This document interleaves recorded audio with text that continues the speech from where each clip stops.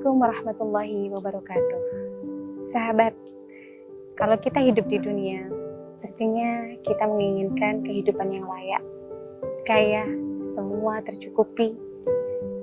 Ketika kita ditakdirkan oleh Allah pas-pasan atau mungkin sedikit di bawah itu, atau mungkin fakir begitu ya, mungkin kita mau memberontak, ya bagaimana? Tapi ketika itu sudah menjadi takdir kita, maka kita harus senantiasa menerima itu dengan lapang dada. Kenapa? Karena ada beberapa banyak sekali keistimewaan yang dimiliki oleh orang-orang yang fakir. Suatu ketika Rasulullah SAW didatangi oleh seorang utusan dari orang-orang fakir pada waktu Rasulullah SAW. Utusan ini bertanya kepada Rasulullah, "Ya Rasul, saya ini adalah utusan para kaum fakir miskin. Mereka mengatakan bahwa mereka fakir, mereka tidak punya apa-apa. Haji pun juga mereka terbatas, bersedekah pun mereka juga terbatas. Mereka mau beramal, memberi orang dengan sesuatu hal yang lebih, mereka juga tidak bisa. Bersedekah dengan banyak pun mereka juga tidak bisa." Lalu Rasulullah SAW menjawab, bagaimana?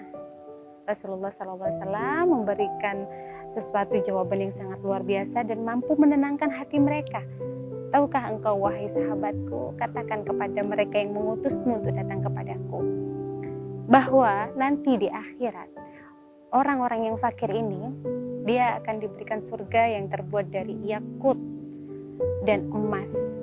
Yakut, emas, Masya Allah luar biasa. Ketika surga itu dilihat, maka orang yang melihatnya itu akan tercengang karena saking indahnya dengan hiasan-hiasan yakut itu. Itu yang pertama. Yang kedua, orang fakir miskin, dia akan masuk surga setengah hari lebih dulu daripada orang kaya.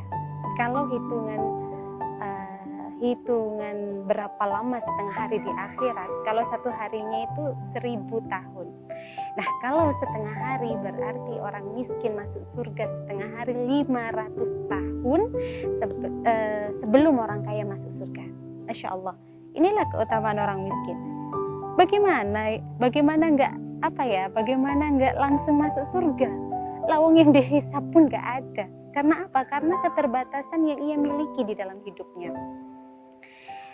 Nah, setelahnya adalah ketika orang fakir miskin ini membaca kalimat la ilaha illa anta subhanaka inni kuntu minadh dhalimin, atau membaca la ilaha illallah al-malikul haqqul mubin, atau membaca zikir apapun dengan ikhlas satu kali saja. Dan orang kaya pun juga membaca itu.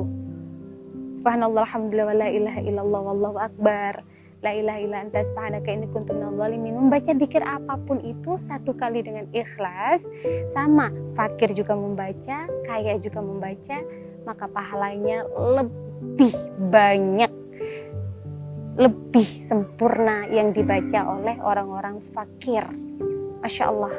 Walaupun orang yang kaya membaca ini, dia menyertai bacaannya dengan sedekah 10.000 dirham.